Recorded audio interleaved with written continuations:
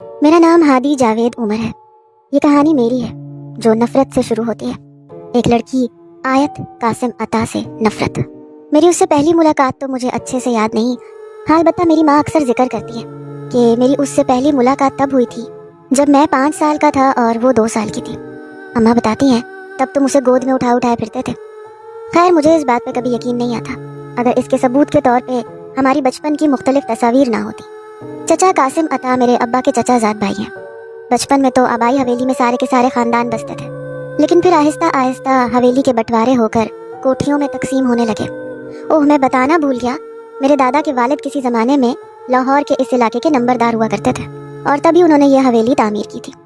چچا قاسم اپنے وقت میں ایک ذہین طالب علم تھے، اچھا پڑھ لکھ کر ڈاکٹر بن گئے، پھر اپنی ہی ہم جماعت ڈاکٹر لڑکی سے پسند کی شادی کر لی۔ وہ اور ڈاکٹر چچی اسلام آباد میں رہنے لگے۔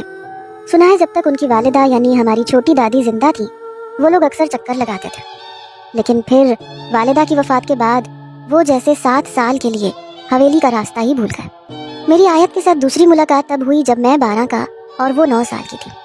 مجھے اچھے سے یاد ہے وہ دن جب ہم سب کزنز حویلی کے لان میں کھیل رہے تھے اور چچا قاسم کی گاڑی بڑے سے پورچ میں آ کر رکی۔ میرے سارے کزنز بلے اور گیند پھینک کے چچا قاسم آ گئے کے نعرے لگاتے ہوئے کار کی طرف لپکے، جبکہ میں وہیں دور پیچھے لان میں کھڑا رہا۔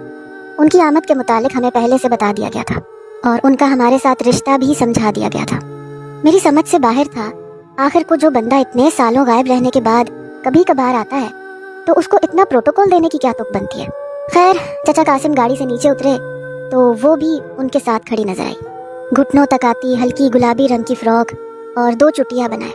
وہ گوری رنگت اور سنہرے بالوں والی لڑکی نے مجھے کوئی خاص متاثر نہیں کیا تھا، بقول باقی سب کے وہ بہت پیاری تھی، لیکن مجھے اس کے سنہری بالوں، چھوٹی چھوٹی آنکھوں اور چھوٹی سی گول ناک میں قطعاً کوئی کشش نظر نہیں آئی تھی جسے خوبصورتی کا نام دیا جاتا۔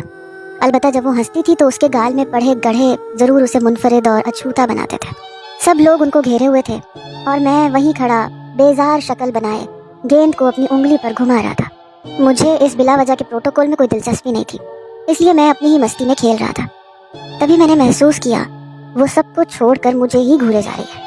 اس کے گرد کھڑے کزنز اسے حسرت بھری نگاہوں سے دیکھ رہے تھے اور وہ تھی کہ مجھے دیکھ رہی تھی۔